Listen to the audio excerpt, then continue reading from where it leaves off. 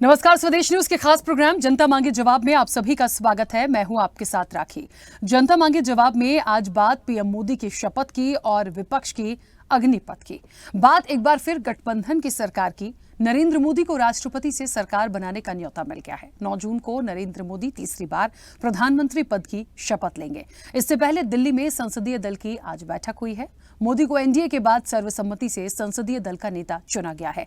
इस दौरान प्रधानमंत्री ने कहा कि 2014 में हम नए थे, अब और अनुभव से सेवा करेंगे। पीएम मोदी ने कहा कि 18वीं लोकसभा एक प्रकार से नई युवा ऊर्जा और कुछ कर गुजरने के इरादे से निश्चित तौर पर काफी एक ऐसी लोकसभा है जो आजादी का अमृत महोत्सव के बाद का ये पहला चुनाव है और ये वो 25 वर्ष हैं जो अमृत काल के 25 वर्ष हैं। नरेंद्र मोदी ने कहा कि 2047 में जब देश आजादी की शताब्दी मनाएगा तो उन सपनों को पूरा करने का ये एक पड़ाव है। इस दौरान नरेंद्र मोदी ने एनडीए का मतलब भी बताया और कहा कि एनडीए सबसे सफल गठबंधन है। अगले 10 साल में good governance, Vikas, quality of life के रहने वाले हैं। हम विकसित भारत के सपने को साकार करके रहेंगे। नरेंद्र मोदी ने यहां तक कहा कि हवा भी न गुजर पाए, एनडीए में इतना जुड़ाव होना चाहिए। अब तीसरी बार मोदी सरकार है, लेकिन एनडीए गठबंधन भी इसके साथ जुड़ा हुआ है। ऐसे में बीजेपी को पूर्ण बहुमत न होने के चलते मोदी 3.0 के लिए चुनौतियां भी अपार हैं। मोदी की इन्हीं चुनौतियों पर चर्चा करेंगे हम जनता मांगे जवाब में, लेकिन उससे पहले देखिए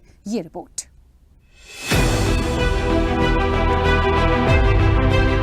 सरकार चलाने का सौभाग्य दिया है। देश को आगे ले जाने के लिए हम कोई कोर कसर नहीं छोड़ेंगे।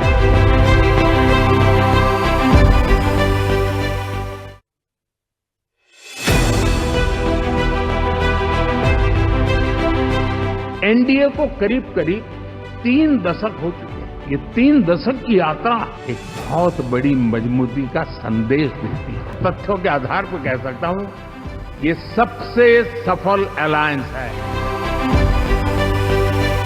एनडीए का नेता चुने जाने के बाद नरेंद्र मोदी का लगातार तीसरी बार प्रधानमंत्री बनने का रास्ता साफ हो गया है।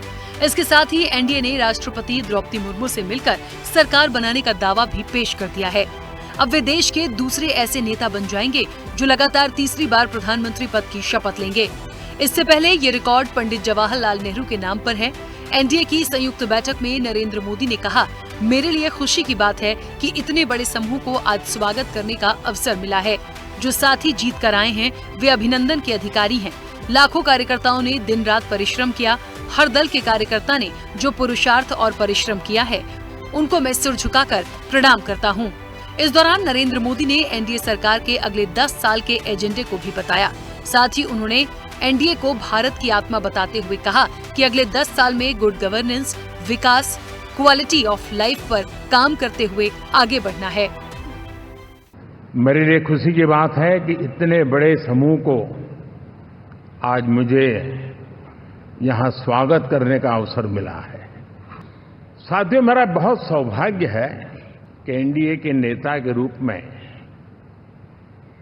आप सब साथियों ने सर्वसम्मति से चुन करके मुझे एक नया दायित्व दिया है और इसके लिए मैं आपका बहुत बहुत आभारी हूं।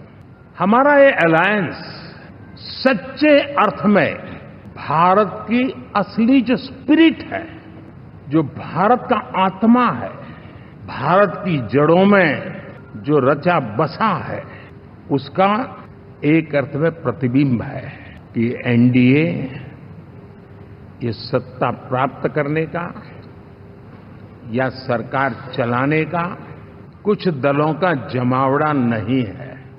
ये राष्ट्र प्रथम की मूल भावना से नेशन फर्स्ट के प्रति कमिटेड वैसा ये समूह है। नरेंद्र मोदी के तीसरी बार प्रधानमंत्री बनने में एन फैक्टर का अहम रोल माना जा रहा है। पहले नीतीश बाबू और दूसरे नायडू यानी चंद्रबाबू नायडू, तो वही चिराग पासवान ने भी मोदी सरकार में खुद को हनुमान की भूमिका में बता चुके हैं। संसदीय दल की बैठक में संबोधन के दौरान नीतीश कुमार ने कहा कि हम लोग पूरे तौर पर आपके साथ हैं और रहेंगे।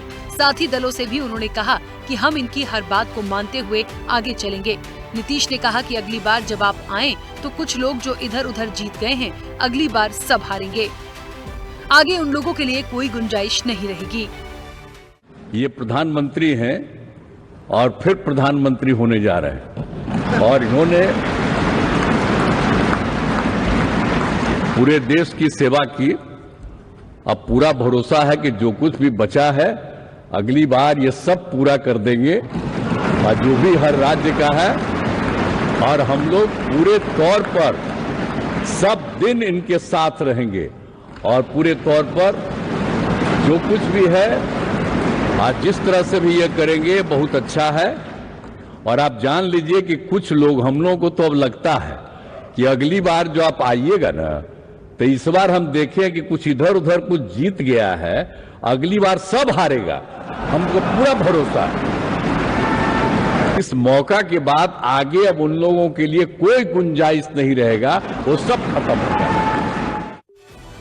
उधर चंद्रबाबू नायडू ने कहा कि एनडीए सरकार ने नरेंद्र मोदी के नेतृत्व में बीते 10 साल में कई महत्वपूर्ण फैसले लिए हैं। मोदी जी ने देश को ग्लोबल पावर हाउस बना दिया है, देश का कायाकल्प कर दिया है। NDA government, under the visionary leadership of Shri Narendra Modi ji, has taken significant initiatives in the last 10 years. The country has witnessed remarkable progress and transformation.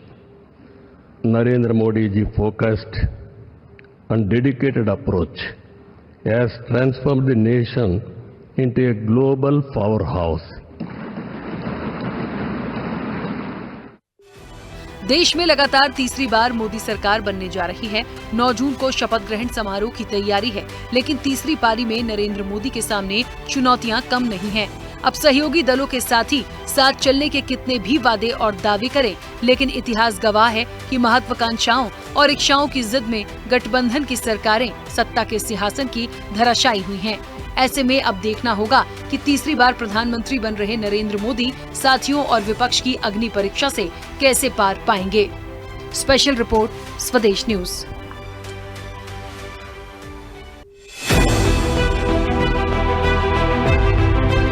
सरकार चलाने का सौभाग्य दिया है। देश को आगे ले जाने के लिए हम कोई कोर कसर नहीं छोड़ेंगे।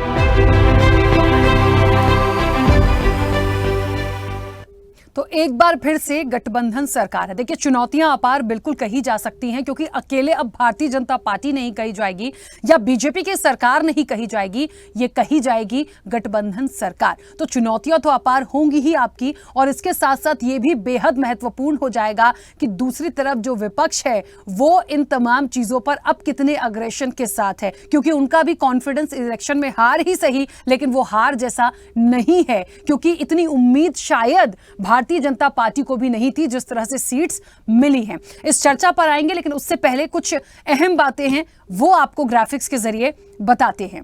देखिए, पहले आम चुनाव 2052 के बाद से अब तक 72 साल का चुनावी सफर एक लंबा रहा है। देश ने करीब 31 साल गठबंधन सरकारों का दौर देखा है।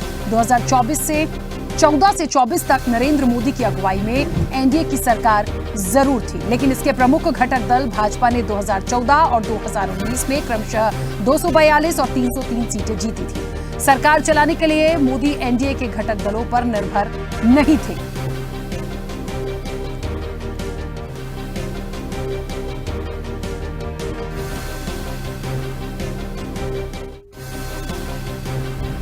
लेकिन 2024 के चुनाव में भाजपा की सीटें घटकर 240 हो गई और अब इस बार भाजपा को घटक दलों पर निर्भर रहना होगा। देश में एक बार फिर से गठबंधन सरकार का दौर शुरू हो रहा है। 1972 में बनी जनता पार्टी की सरकार पहले गठबंधन सरकार थी और इसके बाद 1990 में वीपी सिंह की अगुवाई में राष्ट्रीय मोर्चा की भी सरकार बनी। उनकी सरकार के गिरने के बाद चंद्रशेखर ने कांग्रेस को बाहर से समर्थन दिया। इसी तरह 1991 में जाइए तो कांग्रेस को 232 सीटें मिली। पीवी नरसिम्हा राव को कई दलों के भरोसे रहना पड़ा। 1996 के चुनाव के बाद सबसे बड़े दल भाजपा के नेता अटल बिहारी वाजपेयी प्रधानमंत्री जरूर बने, लेकिन बहुमत नहीं जुटा सके। उनकी सरकार 32 दिनों में गिर गई।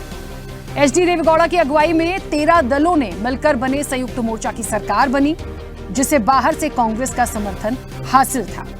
1996 में जाइए और 2014 तक देश में गठबंधन सरकारों का दौर देखा गया, यानी एक लंबा वक्त हुआ है जो गठबंधन सरकार को देखा गया है। अब ये वाकई एक बड़ा महत्वपूर्ण सवाल है कि ये जो गठबंधन सरकार है ये कितनी सफल हुई है और कितनी असफल हुई है। तो देखिए, कुछ कहा नहीं जा सकता, इसलिए क्योंकि पहले के रिकॉर्ड्स भी जो हम जिस तरह से देख रहे हैं आंकड़ों को, कुछ भी हो सकता है। फिलहाल तो जो वादे थे, जो आपकी चुनौतियों जैसा है, उसे लेकर चलना है। लेकिन अब क्या करें, आपको सलाह मशवरा तो लेना ही पड़ेगा। आज जिस तरीके से मंच से नीतीश कुमार को एक बार फिर से सुना, ना जाने क्यों बार बार एक अपना विश्वास जताने दिखाने की कोशिश करते हैं, हम नहीं जाएंगे, हम कहीं नहीं जाएंगे। पता नहीं बताना चाह रहे हैं या इनडायरेक्टली कुछ और कहना चाह रहे हैं, लेकिन मुझे लगता है पीएम मोदी के दिल की धड़कन जरूर तेज हो जाती होगी इस शपथ लेने के बाद भी। आप देखिए, वो एक कहते ना कि एक पॉइंट है कि कब क्या हो जाएगा, क्योंकि ये भी हमें पता है कि पिछले 2-3 दिन से ये चंद्रबाबू नायडू हो या नीतीश कुमार हो, इनकी अपनी शर्तें भी थी। तो ये बड़ा महत्वपूर्ण होगा, कहीं ना कहीं ये चुनौती होगा इस गठबंधन सरकार के लिए। चर्चा पर चलेंगे, तमाम मेहमान हमारे साथ जुड़े हैं। सबसे पहले आपका परिचय करा दें। भारतीय जनता पार्टी का पक्ष रखने के लिए अब से कुछ देर में हमारे साथ कैप्टन आई सिंह भदौरिया जुड़ेंगे, उनका बहुत स्वागत, क्योंकि फिलहाल हमारे साथ कनेक्ट नहीं है। कांग्रेस का पक्ष रखने के लिए प्रतिष्ठा यादव हमारे साथ जुड़ी हैं। प्रतिष्ठा जी, आपका भी बहुत स्वागत है चर्चा में जुड़ने के लिए। समाजवादी पार्टी का पक्ष रखने के लिए यश भारती हमारे साथ जुड़े हैं। यश जी, आपका भी बहुत स्वागत है। आम आदमी पार्टी का पक्ष रखने के लिए हुदा जरीवाला हमारे साथ जुड़ी हैं। हुदा जी, आपका भी बहुत स्वागत है। वरिष्ठ पत्रकार हैं बिहार से प्रियदर्शी रंजन। प्रियदर्शी जी, आपका भी बहुत स्वागत है। और स्वदेश न्यूज के managing editor RP Srivastava ji हमारे साथ जुड़े हैं। आरपी श्रीवास्तव जी, आपका भी बहुत स्वागत है। चर्चा की शुरुआत सबसे पहले, क्योंकि कैप्टन आई सिंह भदौरिया जी हमारे साथ जुड़े नहीं हैं, प्रतिष्ठा जी आपसे करूंगी। मेरी आवाज पहुंच रही है?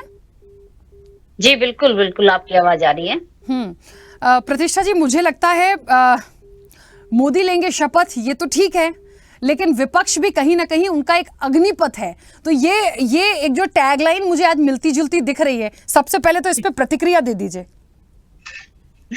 देखिए, जो एक पुरानी और देसी कहावत है कि जो बोता है वो काटता है, वो अग्निपथ की शुरुआत उन्होंने की है और अग्निपथ पर परीक्षा तो उन्होंने दी, जो देश ने कहीं ना कहीं बीजेपी को तो नकार ही दिया। आप ये देखिए, बहुमत के आंकड़े तक भी नहीं पहुंचे, 400 पार का नारे देने वाले 370 तो बीजेपी का बोल रहे थे कि 400 पार एनडीए। तो ये सारी चीजें हैं और ये अग्निपथ ही है। क्यों? क्योंकि 10 साल के अंदर आपने देश की जनता के लिए, देश के गरीब के लिए, देश के किसान के लिए, देश के युवाओं के लिए, देश की महिलाओं के लिए कहीं कुछ नहीं किया। किया तो किया, केवल प्रचार किया, विपक्ष को कोसने का काम किया, केवल विपक्ष के नेताओं पर ईडी सीबीआई से दबाव बनाने का काम किया। जो हमारे देश को चलाने वाले जो उद्योग धंधे हैं, जो कंपनियां हैं, उद्योगपति हैं, उन पर भी ईडी सीबीआई का इस्तेमाल किया गया। यहाँ तक कि मीडिया घराने भी इससे नहीं बच पाए। तो जो भी तमाम चीजें थी उनका दुरुपयोग ही किया। जो देश में कांग्रेस ने जो एक लंबे टाइम में इस देश के अंदर जो जो चीजें बनाई थी सरकार की, वो तमाम चीजों को बेचने का काम नरेंद्र मोदी जी ने किया। और केवल भाषण से देश नहीं चलता, देश चलाने के लिए, देश के लोगों के लिए कुछ करने की सबसे पहले जिजीविषा हो। केवल उद्योगपतियों के लिए तो आप करोड़ों अरबों बटे खाते लिख देते हो कर्ज, लेकिन जब देश के किसान अपना हक मांगते हैं या एमएसपी मांगते हैं तो उनके साथ किस तरह का बर्ताव किया जाता है। 2024 में आय दुगनी होने वाली थी लेकिन नहीं हुई। तो केवल कहने से नहीं चलेगा, करके दिखाना पड़ेगा, जनता के काम करने पड़ेंगे। निश्चित रूप से जो गठबंधन की सरकार है, क्योंकि बीजेपी को बहुमत नहीं है अभी तक, तो बीजेपी हम सुन रहे थे 10 साल से। आपने देखा और हम सब ने देखा और देश की जनता ने भी देखा कि एनडीए गठबंधन तो था, लेकिन सत्ता में भागीदारी उनकी किस तरह थी, ये सबके सामने, किसी से छुपा नहीं है। तो जो आज उनको अपना मौका मिला है, 10 साल से एक तरह से बैकफुट पर एनडीए गठबंधन था, तो उसको जो आज मौका मिला है तो वो इसका बिल्कुल सदुपयोग करेंगे। और नीतीश जी के लिए तो सोशल मीडिया पे आजकल सही ट्रेंड भी हो रहा है कि मैं सत्ता में आता हूँ, समझ में नहीं आता। तो मोदी जी बिल्कुल इस चीज के लिए चिंतित होंगे कि भाई नीतीश जी की मर्जी है, वो कब तक उनकी सरकार को चलने दें, कब इधर से उधर हो, ये उनपे डिपेंड है। बहुत माइंड वाले इंसान हैं और माइंड गेम से ही वो अपनी सत्ता भी चला रहे हैं काफी लंबे टाइम से। तो ये सबके सामने है कि जो चुनौतियां आज देश की जनता ने उनके सामने रखी है। क्यों? क्योंकि केवल बीजेपी की सरकार थी तो बीजेपी ने किसी को कुछ नहीं समझा, सबको अपने पैरों तले प्रतिष्ठा जी, मुझे बस एक बात अब बताइए। और अदानी के लिए क्या? ठीक है जी। प्रतिष्ठा जी, मुझे आजकल बहुत अच्छे लगने लगा है कि नीतीश जी के नाम पे कोई भी हो वो सब लोग मुस्कुराने बहुत जल्दी लगते हैं, वो खुद भी मुस्कुराते हैं जब कहते हैं तो।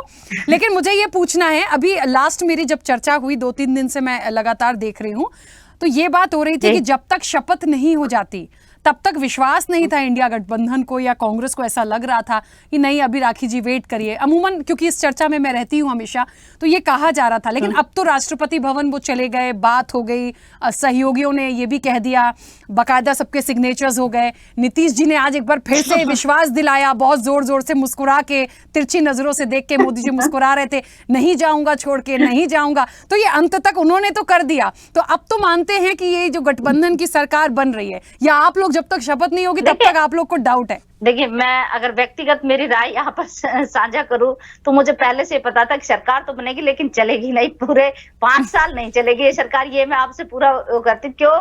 क्योंकि देखिए बार बार किसको कहने की जरूरत पड़ती है। और आप कह रहे हैं ना कि मुस्कुराते हैं, तो ये नेताएं, जो भी हमारे नेता है, वो अपनी छवि खुद गढ़ते हैं कि किसकी छवि के साथ में क्या चीज, क्या कैसा रिएक्शन आए। पब्लिक में भी आप बात करोगे तो रिएक्शन वैसा ही सेम टू सेम रहेगा। तो ये छवि तो उन्होंने खुद अपनी गढ़ी है, और उनको खुद भी आज मान लो इस तरह की चीजें सामने आ रही है कि उनको बार बार कहना पड़ रहा है कि मैं नहीं जाऊंगा, मैं नहीं जाऊंगा।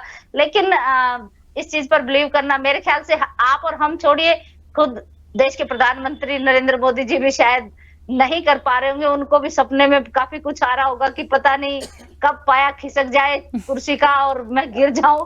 क्योंकि गठबंधन तो गठबंधन ही होता है, गठबंधन में किसी के लिए रास्ते आसान नहीं होते। चलिए ठीक है, वापस आऊंगी आपके पास। कैप्टन आई सिंह भदौरिया जी भी हमारे साथ जुड़ गए हैं। कैप्टन आई सिंह भदौरिया जी, मेरी आवाज पहुंच रही है?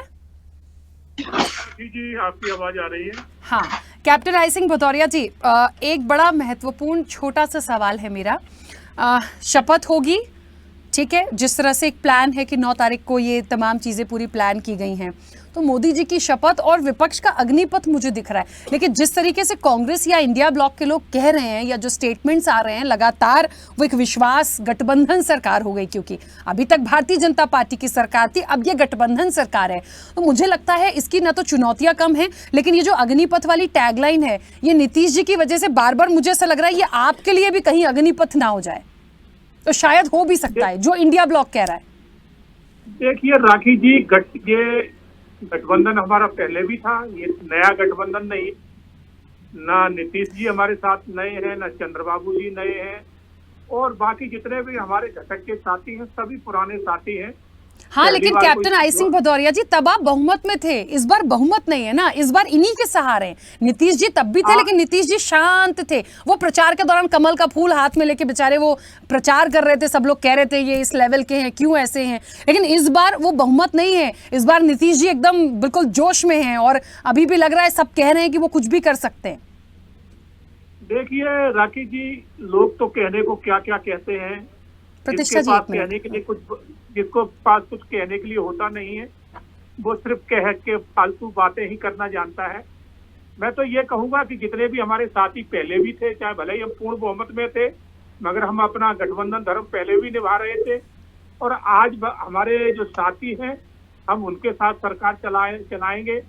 9 तारीख को शपथ समारोह होने जा रहा है, तो हमारे सभी साथी विश्वसनीय है। ये जब आज कांग्रेस हो, जितने भी विपक्षी गठबंधन के लोग हैं, जो इंडिया गठबंधन है, तो इनके पास आज कुछ कहने को बचा नहीं है। और ये सबसे बड़ी बात है कि इनकी सरकार बन नहीं पाई, तो इसलिए थोड़ा बौखलाए हुए हैं। मैं तो इससे सबसे यही इतना ही कहूंगा कि सरकार बनने जा रही है, आप विपक्ष में बैठेंगे और विपक्ष की भूमिका निभाएं, सकारात्मक आप ऊर्जा रखें। आप हरदम एक जैसी, ठीक है चुनाव हो गए, चुनाव में सभी तरह की बातें होती हैं, अब चुनाव नहीं है, चुनाव से बाहर निकलें और अपने जो विपक्ष का धर्म है उसको निभाएं। बिल्कुल सदन में आप चर्चा करें, हर मुद्दे पर चर्चा करें, तो सरकार आपको उसका बिल्कुल बाखूबी जवाब देगी। हर मुद्दे पे आपका धर्म बनता है कि उस सरकार से आपने स्पष्टीकरण लेना है, सरकार का कर्तव्य बनता है कि आपको संतुष्ट करेगी। तो ये अब आप इस पे ये इनमें कुछ नहीं रखा है कि ये चलेगी नहीं, ये छोड़ जाएंगे। हमारे साथी कभी हमें छोड़ के नहीं जाते, ये तो कांग्रेस के साथ ही होता है। कैप्टन आई सिंह भदौरिया जी, ये नीतीश जी एक बार धोखा दे चुके हैं सर, और आप कह रहे हैं जाएंगे नहीं। मैं किसी और दिग्गज पे जा ही नहीं रही हूं। आप देखिए तमाम, चाहे इंडिया ब्लॉक हो, चाहे कहीं किसी से भी ले लीजिए बात आप उठा के, सब नीतीश जी पे आके रुक जाते हैं ना। तो इसीलिए, और अभी भी उन्हीं के ऊपर डाउट है सबको। कोई ये नहीं कह रहा कि चंद्रबाबू नायडू गलत गड़बड़ कर देंगे, सब उन्हीं का नाम लेते हैं। देखिए राखी जी, एक बात तो आपको मानना पड़ेगी और देश को भी मानना पड़ेगी, नीतीश जी जैसा एक साफ सुथरा नेता, इनके ऊपर आज भी कहीं कोई आरोप नहीं है, कोई ब्लेम नहीं है भ्रष्टाचार का। और जितने भी इंडिया गठबंधन के हैं, चाहे वो लालू है, लालू तो दो भ्रष्टाचार के केस में सजा याफ्ता है, बेल पे है, तो क्या हुआ, क्या वो मुजरिम नहीं है? नहीं, कैप्टन आई सिंह भदौरिया जी, कांग्रेस अभी कह रही थी कि नीतीश जी के लिए वो लाइन है ना कि मैं सत्ता में आता हूं तो मुझे कुछ समझ नहीं आता। तो मैं कहूंगी कि यदि थोड़ा सा पावर आ जाता है ना तो वाकई उनको फिर समझ नहीं आता, वो अलग चलते हैं। इस चीज को स्वीकारना होगा। मैं ये नहीं कह रही हूँ, शपथ लीजिए, अच्छी बात है, जो चुनौतियां हैं, जो मकसद है, जो एजेंडा है, उस पर आगे बढ़िए, बहुत अच्छी बात है। विपक्ष को भी इस बार मौका मिलेगा बहुत सारी बातें रखने का। नहीं तो पहले तो ये सब बाहर हो जाते थे, कोई सुनता ही नहीं था, बहुमत था, वो टेबल थपथपाई, सब कुछ निकल गया। अब ऐसा नहीं है, अब सिर्फ टेबल नहीं थपथपानी है, अब विषय पे बात होगी, तब चीजें आएंगी। तो मुझे लगता है एक अच्छे नियम कानून मुद्दों पर हम एक सकारात्मक देश में कोई अच्छी चीज देख पाएंगे। खैर, मैं 1 मिनट वापस आती हूं आपके पास। यश जी, किसका अग्निपथ ले लें? और शपथ तो जिनकी हो रही है वो तो क्लियर है, अब तो क्लियर है, लेकिन अग्निपथ की जहां तक बात आई है विपक्ष के, और मुझे लगता है आप सब इंडिया ब्लॉक के हैं, आप लोगों के लिए भी एक बड़ी चुनौती होगी कि जहां ये गलत है वहां आप इनको रोक कर चलेंगे। तो उसमें कितना सफल होते देख रहे हैं? राखी जी, लगातार एक फुटेज दिखाया जा रहा है कि नरेंद्र मोदी जी सदन में घुस रहे हैं तो कर क्या रहे हैं। हमने 2014 में देखा, जब वो सदन में प्रवेश कर रहे थे तो जमीन पे लौट करके चरण वंदन कर रहे थे सदन का। उसका परिणाम हमने क्या देखा, वो सदन बदल गई। अब उन्होंने 2024 में देश के संविधान को चरण वंदन किया है, तो निश्चित तौर पर अब संविधान बदलने की बारी है। तो उसी की बात हम लगातार करते रहे, ये संविधान बदलने वाले लोग हैं, लोकतंत्र बदलने वाले। आप लगातार उनसे सवाल कर रहे हैं नीतीश कुमार जी के। तीन बार नीतीश कुमार जी ने भारतीय जनता पार्टी को छोड़ा है। एक बार तो तब छोड़ा जब संसदीय दल का नेता भारतीय जनता पार्टी ने नरेंद्र मोदी जी को चुना, रेल मंत्री रहते हुए उन्होंने अपना इस्तीफा दिया। तो सत्ता के लिए गए हो ऐसा नहीं, सत्ता छोड़ के भी गए हैं नीतीश कुमार जी। तो एक बड़ा सोशल मीडिया पे एक पोस्टर बैनर है कि नीतीश जी सबके हैं, ये बहुत वायरल हो रहा है। तो नीतीश जी किसके हैं ये समय समय पे दिखता है, नीति रीति उनकी बदलती रहती है। कई बात मैं ये नहीं कहूँगा कि सत्ता के लिए ही वो गए, सत्ता के खिलाफ भी गए, सीधे मैंने उदाहरण दिया। और दूसरी बात, चंद्रबाबू नायडू जी के लिए कह रहे थे कि हमारे पुराने थे, चंद्रबाबू नायडू जी भी इनको छोड़ के गए। अजीत सिंह की बात करें, आज उनके बेटे जयंत चौधरी हैं, लगातार उनके साथ विपक्ष में ही थे। और भी ऐसे सारे दल हैं जो इनके साथ छोड़ गए। और जो पुराने, जब राजनीतिक रूप में भारतीय जनता पार्टी अछूत थी, तो जो शिवसेना था तब उनके साथ अकेले खड़ा था, वो शिवसेना को तोड़ने का काम भारतीय जनता पार्टी ने किया। और वो ठाकरे परिवार आज भारतीय जनता पार्टी के साथ नहीं है। अकाली दल जो लगातार इनके साथ था, वो अकाली दल आज भारतीय जनता पार्टी के साथ नहीं है। एनडीए में जो दल हैं कितना सम्मान देने का काम कर रहे हैं आप देखिए इस फुटेज में, कि जो एक वाले सांसद हैं, जिन दलों के पास एक सांसद हैं, अनुप्रिया पटेल जी, जितेंद्र राम मांझी जी, उनको नरेंद्र मोदी जी के साथ बैठाया जा रहा है। लेकिन जो 2 सांसद वाले जयंत चौधरी जी हैं, जिनके पिताजी इनके साथ पहले रहे हैं, उनको तीसरी रो में, दूसरी रो में बैठाया जा रहा है, वो भी सामने। तो साथ में बैठाने में भी अपने घटक दलों को कंफर्टेबल महसूस नहीं करते हैं, सहूलियत भरा महसूस नहीं करते। ये दिखता है समय समय पे। आप पूछिए किसी भी इनके एनडीए के घटक दल से कि जब इन्होंने नोटबंदी की थी तो किसके साथ बातचीत करी। दूसरों को तो छोड़िए, इन्हें भारतीय जनता पार्टी के लोगों पे विश्वास नहीं था।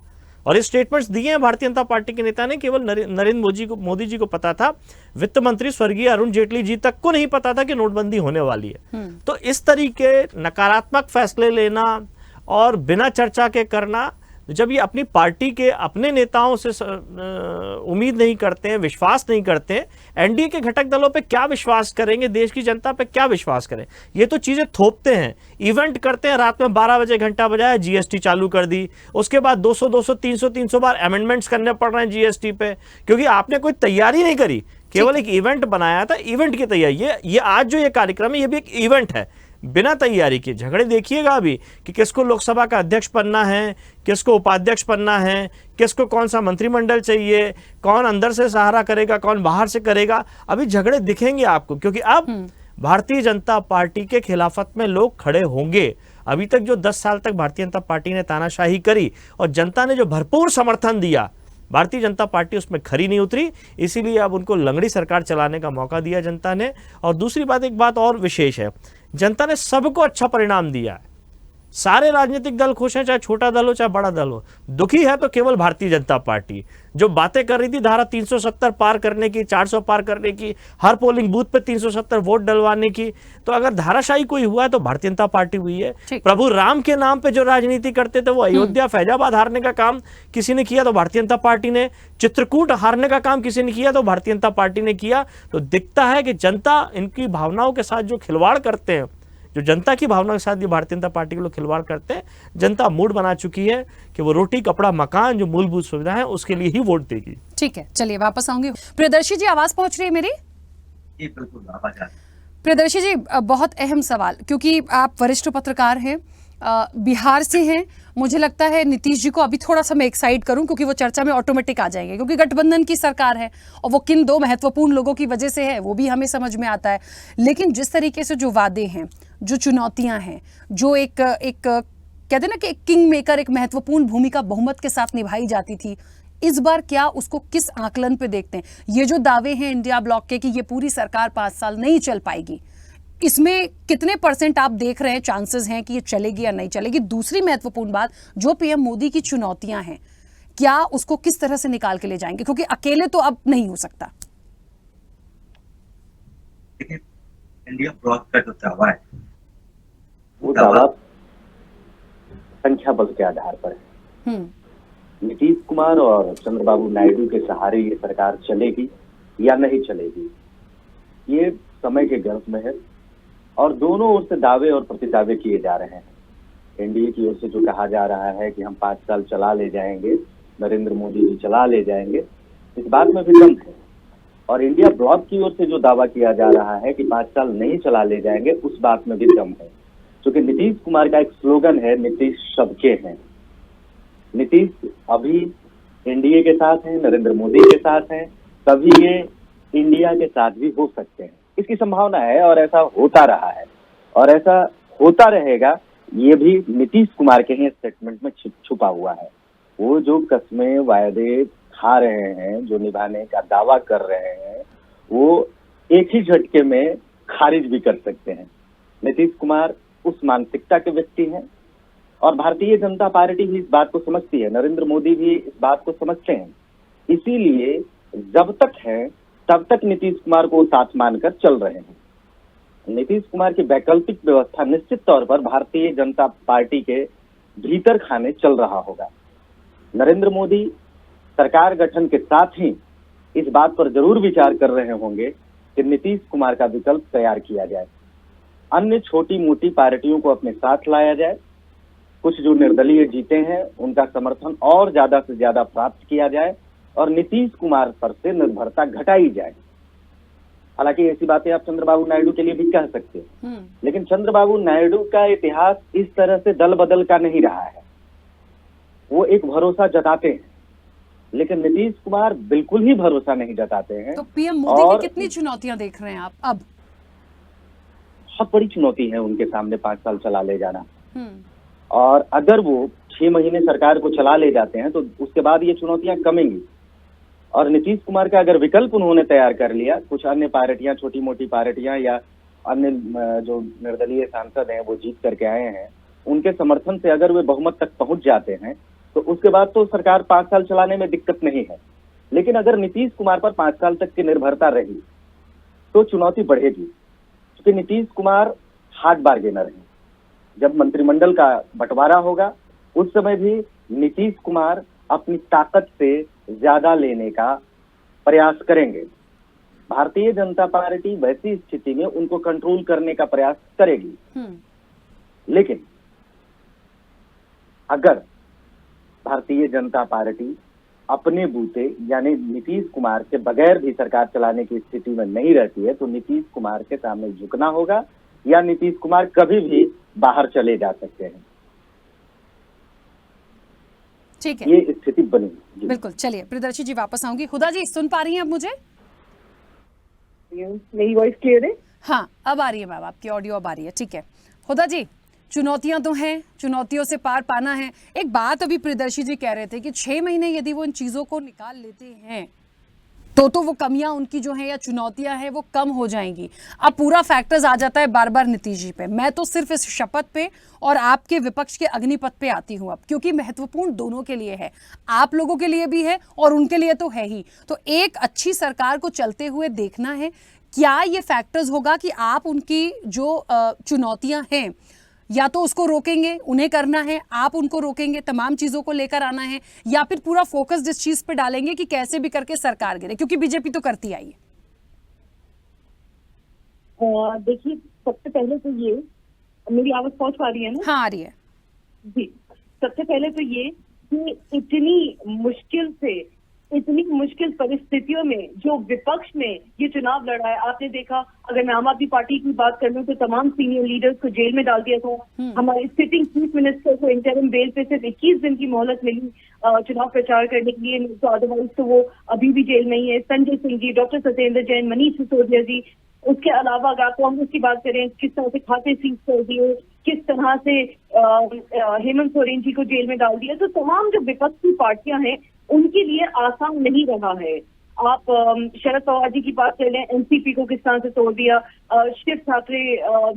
शिवसेना को किस तरह से तोड़ दिया, उनका सिंबल ले लिया, उनकी पार्टी उनसे छीन ली। तो एक तरीके से ये जो चुनाव हमने जिन परिस्थितियों में विपक्षी दलों ने, और तमाम पार्टीज को मैं इसमें गिन रही हूँ, जो तमाम विपक्षी पार्टीज हैं, अपने आप में इतना बेहतरीन कर पाना, इतना बेहतरीन मिलके नंबर ला पाना एक बहुत बड़ी बात है, पहली बात। दूसरी बात, किस तरह से सेंट्रल एजेंसीज को दुरुपयोग करके CBI, ED, income tax department किस तरह से विपक्षी नेताओं को परेशान करो, वो तमाम स्थिति हमारे सामने है।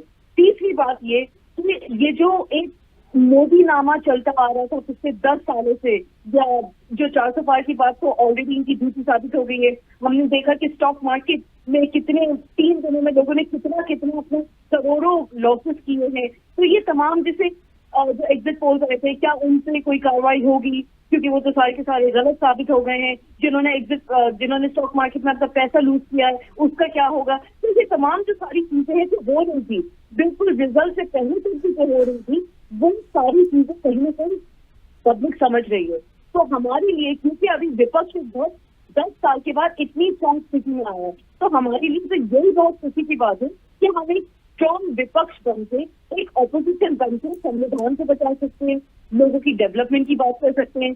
कुछ अगर ऐसे बिल्स पास करना हो जो मतलब जिस तरह से मेरे प्रीवियस पैनलिस्ट ने फरमाया कि बीजेपी वाले तो अपने खुद के नेताओं से भी डिमोनेटाइजेशन का जैसे हुआ था, तो अपने खुद के नेताओं से भी पूछना जरूरी नहीं समझते। तो अब ये बिल्स पास करना आसान नहीं होगा। रिजर्वेशन खत्म करने की जो बात हुई थी, तो वो तो खुद ऑलरेडी अभी एनडीए की भी एक बात ने सोच लिया कि जो मुसलमान आरक्षण है उसको खत्म नहीं करेंगे। लोकसभा के स्पीकर की जो पोजीशन की मांग हो रही है एनडीए दलों से, जो मतलब बीजेपी का स्पीकर नहीं हो, किसी और दल का स्पीकर हो, तो कहीं ना कहीं एनडीए के साथ जो लोग हैं उनको भी यकीनन डर है। उनको ऐसा नहीं है कि वो बहुत कॉन्फिडेंटली ऑर्गेनिक अलायंस नहीं है, ये जोड़ तोड़ करके मिली जुली सरकार करके जो अलायंस बनाए गए, तो ठीक है, देख लेते। हमारे लिए at the end of the day country का डेवलपमेंट इम्पोर्टेंट है। हमारी लोगों की जनता की हक की बात करना, हित की बात करना बहुत इम्पोर्टेंट है। हमारे लिए रोजगार क्रिएट करना, महंगाई कम करना, इन्फ्लेशन से बात करना और तमाम इस तरह की चीजें। अग्निवीर स्कीम की तो अगर एनडीए वालों ने ही बात करी थी, जो इनके एलाइज हैं कि अग्निवीर को वापस लिया जाए, तो ये तमाम ऐसी चीजें अच्छी बात है। अब अपने आप में बीजेपी की पूरी 270 तक जो सरकार नहीं आई, ये मुल्क के लिए बहुत अच्छी बात है, इसलिए क्योंकि check and balance opposition party वाले तो रखेंगे, लेकिन उनके अपने जो एनडीए अलायंस वाले कहीं ना कहीं वो भी चेक एंड बैलेंस ट्रेंड को काम कर रहे हैं। कौन सा मंत्रिमंडल किसको जाता है, कौन सा पोर्टफोलियो, कौन सा मिनिस्टर कौन किस पार्टी दल को बनता है, तो ये तमाम चीजें आने वाले 2 दिन में बड़ी इंटरेस्टिंग रहेंगी। ऑब्वियसली हम सबको इंतजार है कि फाइनली 10 साल के बाद अब हम कम से कम तानाशाही का जो एक सिस्टमैटिक, जो एक हिटलर टाइप का जो मॉडल बनता था, उससे हटके हम फाइनली डेमोक्रेटिक मॉडल पे, एक सेक्युलर मॉडल पे, एक संवैधानिक मॉडल पे चलते लोगों के लिए, जनता के लिए काम कर सकेंगे। बिल्कुल ठीक है। आरपी श्रीवास्तव जी, दो बात यहाँ मैं आपसे जानना चाहती हूँ। एक तो ये कि मोदी की हैट्रिक तो है, लेकिन इनकी ट्रिक चलेगी या नहीं चलेगी? मैं इसलिए भी ये सवाल आपसे कर सकती हूँ क्योंकि बार बार पूरी चर्चा में और लगातार जिस दिन से ये जब बहुमत नहीं आया और बहुत सारे स्टेटमेंट्स आए, बहुत सारे चाहे चंद्रबाबू नायडू को लेकर डिस्कशन हुआ या नीतीश जी को लेकर डिस्कशन हुआ, वो बहुत सारी चीज़ें आई। एक तो इनकी जो ट्रिक है वो चलेगी या नहीं चलेगी। शपथ भले ही इनकी हो जाती है, इनके सामने चुनौतियाँ हैं, इनके सामने चुनौतियाँ उन चीज़ों की भी हैं जो इन्होंने वादे किए हैं। एक तो उसको लेके जाना है, दूसरी चीज़ ये कि दूसरी तरफ आपके पास एक विपक्ष भी इस बार अच्छा मिल रहा है, एक तो उसको भी आप टैकल करके चले, वो आप पे हावी ना हो। तीसरी बड़ी चुनौती तो मुझे यहाँ ये भी दिखती है कि आप उन दोनों को संभाल लीजिए पहले, क्योंकि गठबंधन की सरकार है ये, इस बार बीजेपी की सरकार नहीं। तो ये गठबंधन सरकार पुराने हम रिकॉर्ड को यदि उठाकर देखें तो हमने आज तक कितनी सफल होती देखी है। हमेशा कहा गया कि गठबंधन सरकार बहुत ज्यादा सक्सेस नहीं है। नहीं, देखिए राखी जी, ऐसा नहीं कहा जा सकता कि गठबंधन सरकार ज़्यादा सफल नहीं हुई है। बिल्कुल वाजपेयी जी ने गठबंधन की सरकार चलाया, मनमोहन सिंह जी ने चलाया, 2 टर्म चलाया मनमोहन सिंह जी ने, ऐसा नहीं है। हाँ, इसके पहले मेरे ख्याल में 1999 के बाद जब ये सरकार बनी थी राजग की, तो उसके पहले ज़रूर गठबंधन सरकारों पर भरोसा नहीं होता था, और उसका कारण है कि जल्दी जल्दी गिर जाती थी। 77 में देखिए जो सरकार बनी, उसके बाद आप देखिए 89 में बनी, फिर कई सरकारें गिरी आई गई, लेकिन इसके बाद क्या है कि लगा है कि इस देश में कहीं न कहीं जो है अब एक गठबंधन का दौर आ गया। लगभग 30 साल तक गठबंधन की सरकार चली। हाँ, 2014 में मोदी जी को पूर्ण बहुमत मिला, 2019 में पूर्ण बहुमत मिला, और एक जो है सशक्त सरकार थी जो चला रही थी, जिसमें गठबंधन का कोई बहुत बड़ा रोल नहीं था। हाँ, गठबंधन के जो लोग भी थे उनके साथ किसी को कोई विभाग दे दिया, ये कर दिया, वो कर दिया, लेकिन कहीं किसी की एक तरह से नहीं होता कि मोदी जी का पूरा सिस्टम, मोदी जी के काम करने के तरीका, कार्य करने की शैली जो गुजरात में थी वो पूरे देश में थी।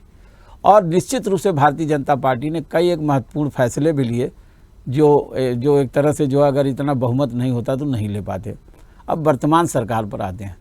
देखिए, राजग की सरकार बन रही है, बाकायदे राष्ट्रपति को ज्ञापन सौंप दिया गया है, और निश्चित रूप से मोदी जी इस तीसरे टर्म के प्रधानमंत्री होंगे। अभी आपके उसमें जो है लिखा हुआ था कि पंडित जवाहरलाल नेहरू के बाद ये दूसरे आदमी होंगे जो तीसरी बार प्रधानमंत्री बनेंगे। तो मेरा ये कहना है कि नेहरू जी जो है, मतलब नेहरू जी तो जब भी प्रधानमंत्री बने पूर्ण बहुमत की सरकार के ही थे, लेकिन यहाँ पर एक गठबंधन की सरकार को लीड करना होगा।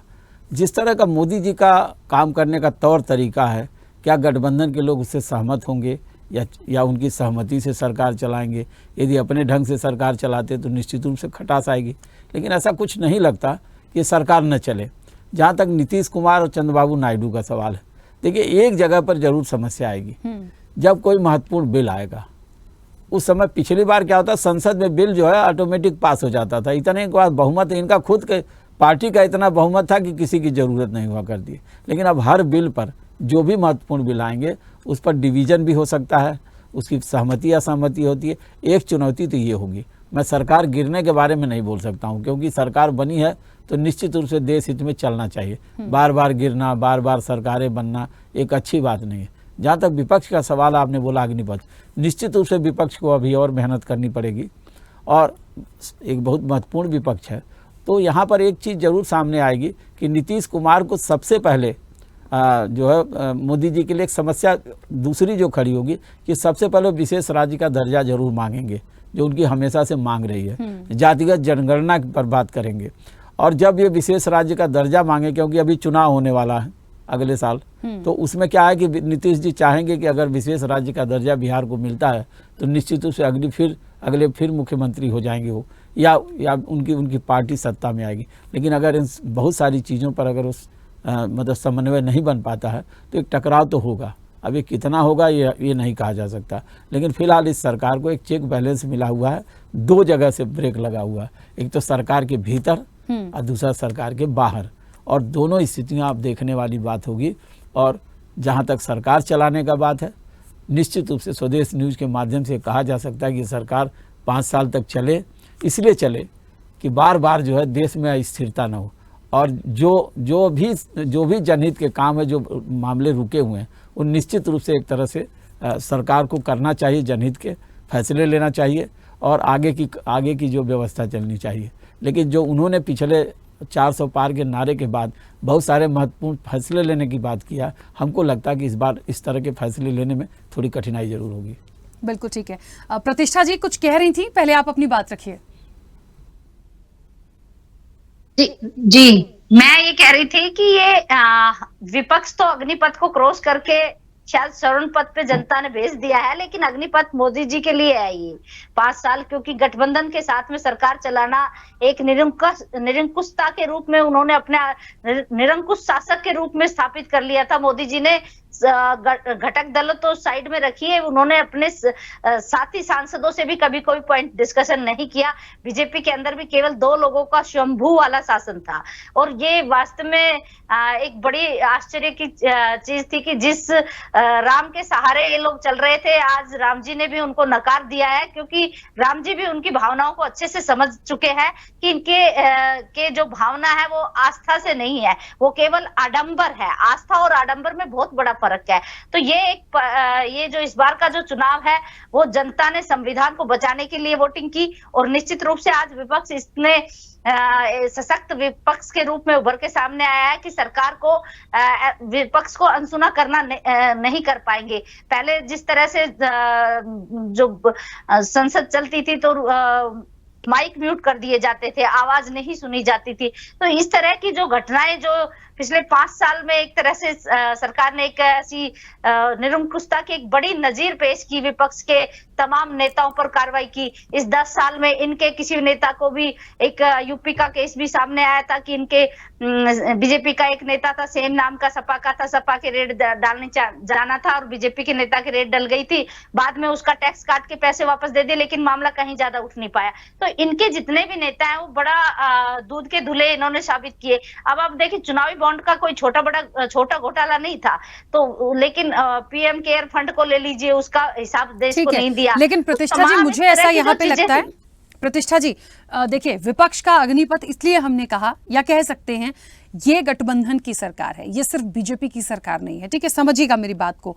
आप लोगों के लिए इसलिए भी टास्क होगा क्योंकि आप लोगों की या इंडिया ब्लॉक के जो कमिटमेंट थे इस इलेक्शन में, एक तो उन पॉइंट्स को आप कैसे लेकर जाएंगे और करवा पाएंगे, आप समझिएगा, क्योंकि वो भी महत्वपूर्ण पॉइंट थे। वो लड़ाई तो आखिरकार भ्रष्टाचार, बेरोजगारी, महंगाई, जातिगत जनगणना, तमाम चीजों की थी, नौकरियों को लेके दी। तो पहले तो मैंने फिर वही इसी बात को दोहराऊंगी, पहले टेबल थपथपाती थी क्योंकि उनके पास था ही सारी चीजें, लेकिन अब ऐसे नहीं होगा। अब आपको वो चीजें पहुंचानी है, तो ये आप लोगों के लिए इंडिया ब्लॉक की भी चुनौती है कि आप जिन बातों को लेकर गए थे उन बातों को कैसे आप लेकर जाएंगे और दबाव बना के अपनी चीजों को, कितनी चीजों को करा पाएंगे। तो ये टास्क और चुनौती आप लोगों के लिए भी है।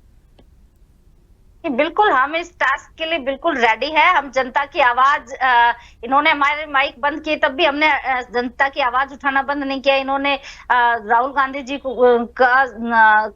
सांसद के पद से वो बर्खास्त कर दिया, उनका घर इतनी जल्दबाजी में छीना, तब भी हमने जनता की आवाज उठाना कभी, जब हम कम थे तब भी बंद नहीं किया। और आज तो एक मजबूत विपक्ष सामने खड़ा है तो निश्चित रूप से सुनना ही पड़ेगा, लेकिन जनता की आवाज को उठाना हम कभी बंद नहीं करेंगे, और ना ही हम इस देश के संविधान के साथ कोई खिलवाड़ करने देंगे। उसके लिए हमें सड़क से लेकर संसद तक जितनी भी लड़ाइयां लड़नी होगी, हम बड़ी मजबूती से लड़ेंगे और जनता के साथ खड़े रहेंगे, क्योंकि ये संविधान को बचाने का ही चुनाव जनता ने लड़ा। और निश्चित रूप से आज जो बीजेपी का जो इतना बड़ा अहंकार था कि 400 पार, तो उसको जनता ने आईना दिखा दिया कि भैया, लोकतंत्र में जब पावर जिस दिन हमारे हाथ आती है उस दिन हम जितना भी अहंकार है उसको हम समाप्त कर देंगे। और ये तो ये चीजें हैं तमाम कि जनता ने हमें जो मौका दिया है, तो हम जनता की लड़ाई पूरी मजबूती से लड़ेंगे। ठीक है, चलिए कैप्टन आई सिंह भदौरिया जी, एक आवाज पहुंच रही है मेरी? हाँ, कैप्टन आई सिंह भदौरिया जी शायद डिस्कनेक्ट हो गए हैं। ठीक है यश जी, इसी सवाल को थोड़ा सा आगे बढ़ाऊंगी।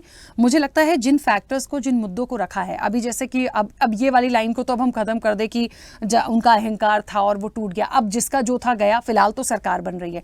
लेकिन मुझे लगता है जनता ने वाकई ये सोच के जिस तरह से इंडिया गठबंधन की सीट्स को दिया है, जो एक चीज़ आई है वो इसीलिए आई है कि कोई भी ऐसा खिलवाड़ ना हो इस देश के साथ कि एक तरफा हो जाए। बहुत लोग कहते थे लहर है, सब कुछ है, कुछ नहीं है, सब कुछ सामने आ गया। तो मुझे लगता है चुनौतियां आप लोगों की, क्योंकि अलग अलग स्टेट से देखिए, उत्तर प्रदेश में चले जाइए, आपको भी एक अच्छा वर्चस्व देखने को मिला, आपकी सीटें बहुत अच्छी हुई, अच्छी मतलब बीजेपी बिल्कुल डाउन हुई। तो मुझे लगता है कुछ जगह से जब ये जो दल हैं, आप सब लोग एक अलग अलग दल से एक ब्लॉक बने, एक इंडिया ब्लॉक बने, तो आप लोगों की वो चुनौती है कि आप उन चीजों को करा पाएं, इस सरकार पे दबाव बना के करवाना पड़ेगा और वो चीजें होंगी। लेकिन यदि वो मजबूती नहीं दिखेगी तो कहीं ना कहीं वो दर्द जो है वो जनता तक भी जाएगा, क्योंकि चुन के तो उन्होंने भी आपको भेजा। राखी जी, जनता ने हमको देश की तीसरी सबसे बड़ी पार्टी के रूप में ताकत दी है। उस ताकत का हम गैर वाजिब फायदा नहीं उठाएंगे। जो नीति रीति बनेगी, जो बननी चाहिए, उसकी लगातार हमने उत्तर प्रदेश में भी जिम्मेदारी निभाई है। विरोध करने की जगह पर विरोध किया है, समर्थन करने की जगह पर समर्थन किया है। जिस तरीके से भारतीय जनता पार्टी की सरकारें चल रही हैं राज्यों में, केंद्र में, उसका समय समय पे जहां भी समाजवादी पार्टी को मौका मिला, समाजवादी पार्टी ने अपनी जिम्मेदारी निभाई है। दूसरी बात, जो ये झूठों की सरकार थी, अभी तक तो मोदी सरकार थी, भाजपा की भी सरकार नहीं थी, और मोदी सरकार गिरने के बाद अब सीधे एनडीए की सरकार आई है। तो ये तो भाजपा को भी स्वीकार नहीं करते थे। और जो मोदी सरकार थी वो केवल झूठ पर टिकी थी, जो सुप्रीम कोर्ट में ये कहती थी कि ऑक्सीजन से देश में किसी की भी मृत्यु नहीं हुई, इस देश के अंदर कोई मजदूर पैदल नहीं चला। तो इतना झूठ बोलना, चीन की बॉर्डर को बता देना कि हमारी बॉर्डर बनाई गई है, विदेशी कोल माइंस को दिखा करके हमारी कोल माइंस दिखा देना। तो जनता के बीच में इतना झूठ परोसा गया है, सुप्रीम कोर्ट के बीच में झूठ परोसा गया, हर प्लेटफॉर्म पे केवल झूठ। तो मोदी सरकार यानी झूठ की सरकार, और वो झूठ की सरकार खत्म हो गई। अब एनडीए सरकार क्या करेगी हम उसको देखेंगे, इनके घटक दल कितनी जिम्मेदारी निभाते हैं। जो घोषणा पत्र इन्होंने किया है, जिम्मेदारी पहले इनकी है। हम विपक्ष में हैं, विपक्ष में रहते हुए जो हमारे मुद्दे हैं, जो जनता की भलाई के काम हैं, निश्चित तौर पे हम उनके लिए काम करेंगे और हम करते रहे हैं। समय समय पे हमने दिखाया इस चीजों को, प्रमाणिक है इस बातों का।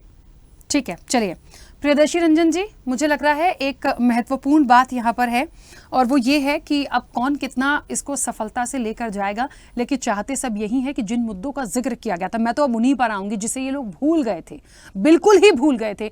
मुझे लगता है अब वो समय है, शपथ ग्रहण के बाद विभाग होंगे, मंत्रिमंडल होगा, विपक्ष मजबूती के साथ बैठेगा। बहुत सारे ऐसे अभी पेंडिंग मुद्दे हैं जो महत्वपूर्ण हैं, उन पर बात होगी, उस पर विपक्ष की राय भी लेनी होगी। इसके साथ साथ जो मुद्दे हैं उस पर जाना होगा। उस दृष्टि से हम देखें तो आपको लगता है कि कोई टकराव नहीं दिखेगा, बहुत एक अच्छे डिसीजंस हम देख पाएंगे? चलेगी।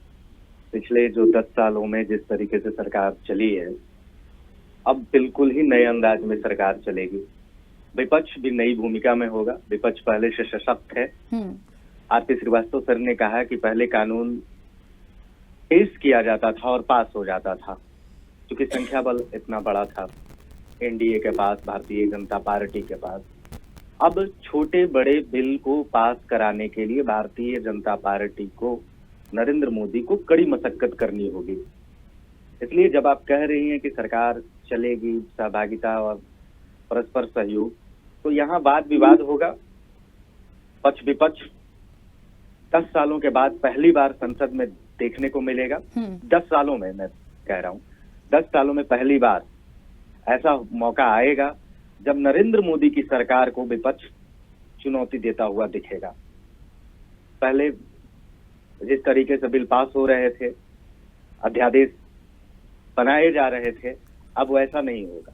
और नरेंद्र मोदी जो कह रहे हैं कि राष्ट्र के हित में और बड़े निर्णय लिए जाएंगे, तो उन बड़े निर्णय को लेने के लिए बड़ी संख्या की आवश्यकता होगी। नरेंद्र मोदी उसको कैसे मैनेज करेंगे, यह देखना सबसे दिलचस्प होगा। क्योंकि जिस तरीके से पीओके पर इन्होंने दावा किया है, भारत को विश्व गुरु बनाने की बात करते हैं, भारत को विश्व की तीसरी बड़ी आर्थिक शक्ति बनाने की बात है। अभी तक 20 करोड़ गरीबों को बीपीएल से बाहर निकाला गया है, जैसा कि नीति आयोग का दावा है पिछले 10 वर्षों में। आगे आने वाले 5 सालों में इस आंकड़े को दोगुना करने का जो दावा था, वो दावा कैसे पूरा होगा? क्योंकि सिर्फ बिल और कानून की बात नहीं है। आपने जो मंत्रालय को लेकर के कहा, कौन सा मंत्रालय किसके पास जा रहा है? क्योंकि अगर भारतीय जनता पार्टी को उनकी इच्छा के अनुसार मंत्रालय नहीं मिला, जो मंत्रालय वो चाहते थे, वे उनके सहयोगी दलों के पास चला गया और वे सहयोगी दल भारतीय जनता पार्टी की नीतियों के हिसाब से, नरेंद्र मोदी की नीतियों के हिसाब से अगर नहीं चलाते हैं तो ये देखना दिलचस्प हो जाएगा कि आगे आने वाले दिनों में कैसे चीजें भारतीय जनता पार्टी के हिसाब से चल रही हैं या नहीं चल रही हैं। ठीक है, चलिए हुदा जी, क्योंकि समय की सीमा है, पहले आप जल्दी से अपनी बात रखिएगा। दो चीजें जो अब देखी जाएंगी वो ये है कि एक तो 10 साल में पूरी एक जनरेशन चेंज हो जाती है। लोग इतने, मोदी जी ने एक काम बहुत अच्छा किया है, वो है हिंदुस्तान वासियों को पॉलिटिकली अवेयर कर दिया। जो लोग पहले पॉलिटिक्स में नहीं इंटरेस्ट लेते थे, अब सबके सब लोगों को एक अवेयरनेस आ चुकी है कि क्या करना चाहिए, क्या मुल्क के लिए सही है, क्या गलत है। तो ये सारी चीजें। दूसरी चीज ये तो नफरत का माहौल क्रिएट हो गया था, हिंदू मुस्लिम हो गया, चाहे या दलित और पिछड़ी जातियों के अगेंस्ट जो भी सारे मामले आते थे, जिस तरह से ये सारी चीजें होती थी, तो ये सारी चीजें अब नहीं होंगी या कम होंगी। एटलीस्ट हम होप ये कर सकते हैं और एक्चुअली मुद्दों पे, डेवलपमेंट पे बात होगी।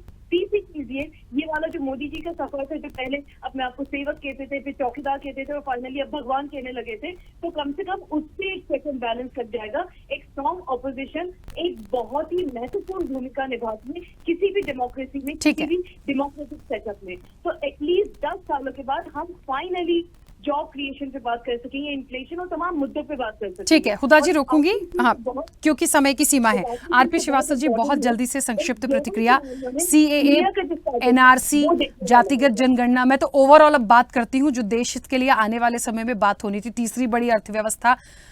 क्या ये मुद्दों पर बात करना एक बड़ी चुनौती होगी सरकार के लिए, या फिर जो ये बात अभी प्रियदर्शी जी कह रहे थे कि उनके लिए आपस में जब विभागों का बंटवारा होगा, वो कैसे चल रहा है, किसके पास जा रहा है, पहले उन सारी चीजों को समेटना चुनौती होगी। देखिए, अभी तो मंत्रिमंडल का गठन, लोग शपथ लेंगे, इसके बाद विभागों का बंटवारा होगा, उस समय क्या बातें आती हो तो देखने वाली बात होगी। ये बात तो तय है कि मन माफिक जो विभाग हैं निश्चित रूप से अन्य दल भी मांगने की कोशिश करेंगे, और ये नहीं है कि भारतीय जनता पार्टी एक तरफा निर्णय ले लेगी। प्रधानमंत्री जी के कहेंगे कि अब आप, अभी आपने देखा होगा जिस स्टेट के मुख्यमंत्री को हटाना 2 मिनट में हटा देते थे, लेकिन यहाँ वो स्थिति नहीं है। यहाँ पर यह है कि जो भी मंत्रालय जिन दलों को मिलेंगे वो निश्चित रूप से चलेंगे, सबसे बड़ी बात तो ये है। दूसरी सबसे बड़ी बात है कि आपने एनआरसी, सीएए, देखिए एनडीए और ये जो घटक दल हैं, ये इनके जो है इस तरह के चीज़ों के विरोधी रहे हैं। दूसरा जो है मुस्लिम आरक्षण की बात जो चंद्रबाबू नायडू कहते हैं, वो भी बात आएगी, जबकि इस चुनाव में कितना इसको लेकर के प्रधानमंत्री मोदी जी ने बराबर जो विपक्ष के ऊपर हमलावर रहे हैं। तो ये सारी चीज़ें आएंगी। लेकिन जहाँ तक तीसरी अर्थव्यवस्था बनाने की बात है या देश के डेवलपमेंट की बात है, तो ऐसी गठबंधन की सरकारें बहुत जो है देश के विकास में काफ़ी कुछ काम किए हैं। आपने देखा होगा कि 2008 में मंदी थी, फिर भी गठबंधन की सरकार थी। हमारा ही एक ऐसा देश था जो मंदी से उबर गया। तो ऐसा कुछ नहीं है कि जो आने वाले समय में कोई विकास में कोई रोड़ा आएगा, बशर्ते है कि इनको अच्छे से तरीके से सरकार चलानी पड़ेगी। और दूसरा जो बहुत महत्वपूर्ण मुद्दे हैं, उसमें विपक्ष को भी अपने कॉन्फिडेंस में लेना पड़ेगा। ऐसा नहीं कि पहले विपक्ष जहां जाना चाहे जाए, क्या कर लेगा, ये स्थिति नहीं है। निश्चित रूप से विपक्ष को भी साधना पड़ेगा। हमको लगता है कि प्रधानमंत्री जी इस मामले में 2 कदम आगे बढ़ेंगे जरूर, क्योंकि यदि उनको सरकार चलानी है तो इन सारे मामलों में विपक्ष को भी अपने साथ लेके चलना पड़ेगा। बिल्कुल, क्योंकि समय की सीमा है। आप सभी का बहुत शुक्रिया इस चर्चा में जुड़ने के लिए। लेकिन जाने से पहले एक महत्वपूर्ण सूचना है आप सबके लिए भी और हमारे जितने भी दर्शक हैं उन सभी के लिए भी। देखिए, नई सरकार है तो नई तकरार भी दिखेगी। ऐसे ही सोमवार से, यानी आने वाले सोमवार से, हम भी एक नए अंदाज और नए कलेवर में आपके साथ होंगे, स्वदेश एजेंडा के साथ। अब स्वदेश एजेंडा क्या है वो भी आपको बता दूं। जनता मांगे जवाब, ये जो प्रोग्राम है, इसका हम नाम बदल रहे हैं और अब ये नए अंदाज में आपके, हमारे और हमारे सभी दर्शकों के लिए स्वदेश एजेंडा होगा, जो सोमवार से शुक्रवार 8 बजे से शाम 8 बजे से 9 बजे तक 1 घंटे हम सब जुड़ेंगे स्वदेश एजेंडा में। आप सभी का बहुत शुक्रिया इस चर्चा में जुड़ने के लिए। तो निश्चित तौर पर देखिए, एक बार फिर गठबंधन सरकार और इसी के साथ बेहद महत्वपूर्ण होगा जब सोमवार से एक नए अंदाज में हम और आप एक बार फिर से मिलेंगे स्वदेश एजेंडा को लेकर। बने रहिए स्वदेश न्यूज के साथ। सबसे पहले देश।